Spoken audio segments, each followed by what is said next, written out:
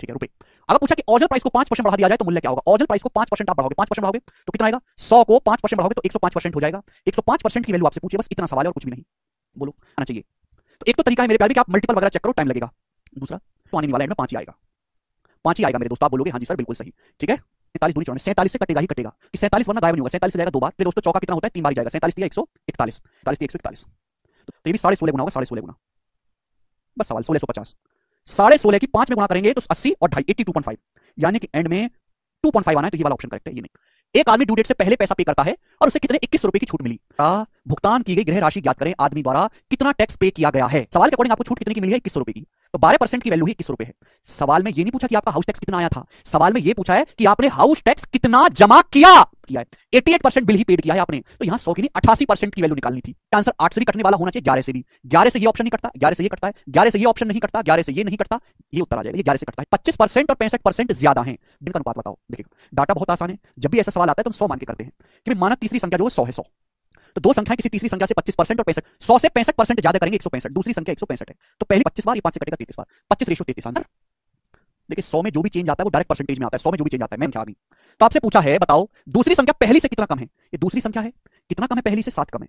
बताओ कितना कम है, परसेंटेज बताना है। 10 पहली से, अगर पहली 70 का कितना परसेंट है? 7, 10%, 10% कम है, यानी कि 100 से 75 कम करेंगे, दूसरी संख्या 25 है। बोला पहली संख्या को कितना बढ़ाया जाए कि दूसरी के बराबर हो जाए, मतलब 10 को कितना बढ़ाया जाए कि 25 हो जाए। ये पहली दूसरी संख्या का रेशियो तो है, 100 में जो भी चेंज आता है वो डायरेक्ट परसेंटेज में आता है। रेशियो किसी नंबर से गुणा करो, कोई फर्क नहीं पड़ता। अगर कोई संख्या 100 से 250 होगी तो कितनी बढ़ानी चाहिए? 150 बढ़ानी चाहिए, 150%, ये आंसर है। तीसरी संख्या का अनुपात 15:16 है। सेकंड नंबर और थर्ड नंबर का रेशियो 15:16 है, सेकंड थर्ड का रेशियो।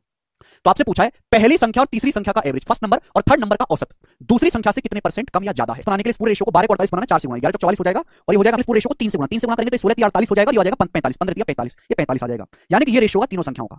15:16 था, देखो 15:16 है अभी भी, दूसरी तीसरी का रेशियो 15:16, 45 48 को 40, औसत आएगा, जोड़ के आधा कर दो, 44 और 48 92, 92 को आधा 46, ये होता है औसत। तो पहली और तीसरी संख्या का औसत आया है 46।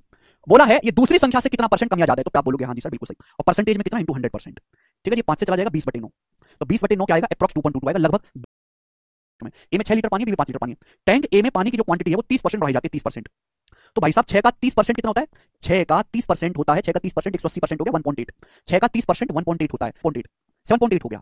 बोला टंकी बी में पानी की मात्रा कितनी बढ़ानी चाहिए? दोनों टंकी में बराबर पानी होना चाहिए, तो टंकी बी में पानी कितना परसेंट बढ़ाना पड़ेगा? 5 से 7.8 करना है तो 2.8 बढ़ाना पड़ेगा मेरे दोस्तों, कितने पर? 5 पर बटे दशमलव का डर खत्म कर दो, 20% होता है, 2.8 गुना है, 2.8 से गुणा कर देंगे 56%, तो टंकी बी में जो पानी है वो 56% बढ़ाना पड़ेगा। 25% ऑफ मतलब मल्टीप्लाई ऑफ हाफ, हाफ मतलब आधा, of x multiply of x is equal to 1.5 times 2.5 गुना है द वैल्यू ऑफ 30%, 30% 2.5 टाइम्स था 30% ऑफ 1/4, 1/4 का मतलब 1/4 ऑफ y इक्वल है। अरे समझ में आया?